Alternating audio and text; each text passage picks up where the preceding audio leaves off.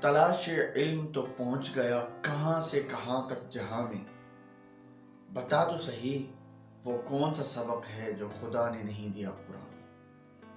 دوستو، ایک مرتبہ کسی نے قاری عبد الباسط سے پوچھا، قاری صاحب آپ اتنا مزے کا قرآن مجید پڑھتے ہیں، آپ نے بھی کبھی قرآن مجید کا کوئی معجزہ دیکھا ہے؟ وہ کہنے لگے، قرآن کا ایک معجزہ؟ معلوم نہیں کہ میں نے قرآن کے سینکڑوں معجزے آنکھوں سے دیکھے۔ انہوں نے کہا، کوئی ایک تو سنا دیجئے۔ تو یہ واقعہ انہوں نے خود سنایا جو میں آپ کے ساتھ شیئر کر رہا ہوں۔ دوستو، قاری صاحب فرمانے لگے کہ یہ اس وقت کی بات ہے جب جمال عبد الناصر مصر کا صدر تھا۔ اس نے رشیا روس کا سرکاری دورہ کیا۔ وہاں پر کمیونسٹ حکومت تھی۔ اس وقت کمیونزم کا طوطا بولتا تھا۔ دنیا اس سرخ انقلاب سے گھبراتی تھی۔ جمال عبد الناصر ماسکو پہنچا۔ اس نے وہاں جا کر اپنے ملک کی امور کے بارے میں کچھ ملاقاتیں کی۔ ملاقاتوں کے بعد انہوں نے تھوڑا سا وقت تبادلہ خیال کے لیے رکھا ہوا تھا۔ اس وقت وہ آپس میں گپیں مارنے کے لیے بیٹھ گئے۔ جب آپس میں گپیں مارنے لگے تو ان کمیونسٹوں نے کہا، جمال عبد الناصر، تم کیا مسلمان بنے پھرتے ہو؟ تم ہمارے سرخ کتاب کو سنبھال لو جو کمیونزم کا بنیادی ماخذ تھا۔ تم بھی کمیونسٹ بن جاؤ، ہم تمہارے ملک میں ٹیکنالوجی کو روشناس کرا دیں گے۔ تمہارے ملک میں سائنسی ترقی بہت زیادہ ہو جائے گی اور تم دنیا کے ترقی یافتہ ملکوں میں شمار ہو جاؤ۔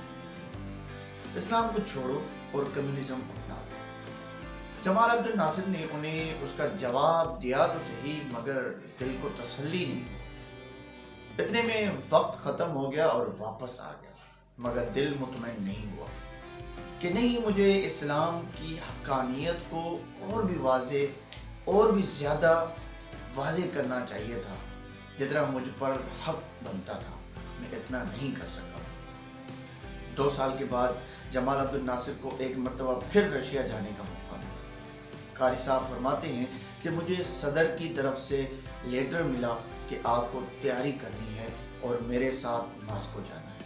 کہنے لگے کہ میں بڑا حیران ہوا کہ قاری عبد الباسط کی تو ضرورت پڑے سعودی عرب میں، عرب امارات میں، پاکستان میں، جہاں مسلمان بستے ہیں۔ ماسکو اور رشیا جہاں خدا بیزار لوگ موجود ہوتے ہیں، دین بیزار لوگ موجود ہوتے ہیں، وہاں قاری عبد الباسط کی کیا ضرورت پڑ گئی؟ خیر، تیاری کی اور میں بھی صدر صاحب کے ہمراہ وہاں پہنچ گیا۔ وہاں انہوں نے اپنی میٹنگ مکمل کی۔ اس کے بعد تھوڑا سا وقت تبادلہ خیالات کے لیے رکھا ہوا تھا۔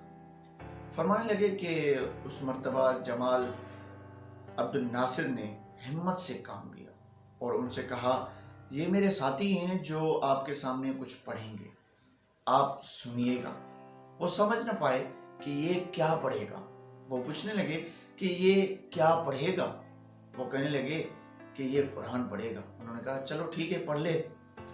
فرمانے لگے کہ مجھے اشارہ ملا اور میں نے پڑھنا شروع کیا۔ سورۃ طٰہٰ کا وہ رکوع پڑھنا شروع کر دیا جسے سن کر کسی دور میں حضرت عمر بن خطاب بھی ایمان لے آئے تھے۔ طٰہٰ مَا أَنزَلْنَا عَلَيْكَ الْقُرْآنَ لِتَشْقَىٰ إِلَّا تَذْكِرَةً لِّمَن يَخْشَىٰ اور إِنَّنِي أَنَا اللَّهُ لَا إِلَٰهَ إِلَّا أَنَا فَاعْبُدْنِي وَأَقِمِ الصَّلَاةَ لِذِكْرِي۔ فرماتے ہیں کہ میں نے جب 2 رکوع تلاوت کر کے آنکھ کھولی تو میں نے قرآن کا معجزہ اپنی آنکھوں سے دیکھا کہ سامنے بیٹھے ہوئے کمیونسٹوں میں سے 4 یا 5 آدمی آنسوؤں سے رو رہے تھے۔ جمال عبد الناصر نے پوچھا، جناب آپ رو کیوں رہے ہیں؟ وہ کہنے لگے، ہم تو کچھ نہیں سمجھے کہ آپ کے ساتھی نے کیا پڑھا ہے، مگر پتہ نہیں کہ اس کلام میں کچھ ایسی تاثیر تھی کہ ہمارے دل موم ہو گئے، آنکھوں سے آنسوؤں کی جھڑیاں لگ گئیں اور ہم کچھ بتا نہیں سکتے کہ یہ سب کچھ کیسے ہوا۔ سبحان اللہ۔ دوستو، جو قرآن کو مانتے نہیں، قرآن کو جانتے نہیں، اگر وہ بھی قرآن سنتے ہیں تو اللہ تعالیٰ ان کے دلوں میں بھی تاثیر پیدا کر دیا کرتے ہیں۔ دوستو، اسی طرح ہم تو اللہ کا شکر ہے مسلمان ہیں، مسلمان گھر میں پیدا ہوئے، لیکن ہم نے قرآن کو چھوڑ کر دوسرے طریقے استعمال کرنے لگے۔ ساری کامیابی قرآن میں ہے، چاہے دینی ہو، روحانی ہو یا پھر دنیاوی ہو، ہر مسئلہ، ہر طریقہ اور ہر قانون زندگی قرآن میں ہے، ہر قانون زندگی قرآن میں ہے۔ ہم نے انگریزوں کو اپنا رہنما، اپنا آئیڈیل، ان کی بکس، ان کی طرز زندگی ہم نے اپنائی۔ ہم نے سوچا ہم ماڈرن بنیں گے تب کامیابی ملے گی، ہم ماڈرن بھی بن گئے، لیکن وہ کامیابی نہیں ملی جو ملنی تھی، کیونکہ ہم نے قرآن کو چھوڑ دیا، ہم نے ان سے سیکھا نہیں، ان کے معجزات نہیں دیکھے، ان کے کمالات نہیں دیکھے۔ دوستو، آپ سیکھیں، جس سے بھی سیکھنا ہے سیکھو، لیکن قرآن کو اپنا رہنما ضرور بنائیں۔ پھر دیکھیے آپ کی زندگی میں کیسے نئے معجزات ظاہر ہوتے ہیں۔ آپ کا سننے کا بہت بہت شکریہ۔ اللہ حافظ۔